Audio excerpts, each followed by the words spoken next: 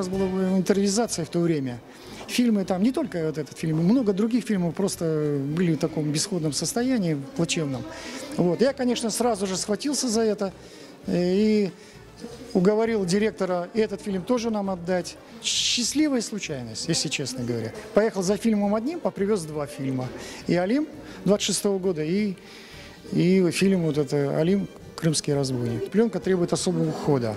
Постоянно надо его увлажнять, особая температура. Все это мне приходилось делать. Потому что я понимал, что это история, это шедевры, это вообще уникальные вещи, которые... Это первые кадры фактически о Крыме, будем так говорить. Это первый фильм тоже о Крыме.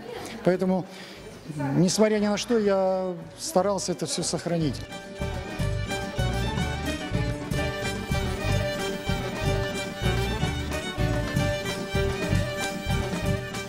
Мы вложили средства, оцифровали. Работа еще будет вестись, просто это на скорую руку было перед фестивалем.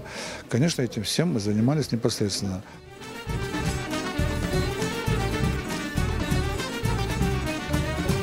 Будем эту музыку переписывать. Это уже мы решили в любом случае. Я сейчас этим буду заниматься. А вот голос это будет ли за кадром, то ли это будет...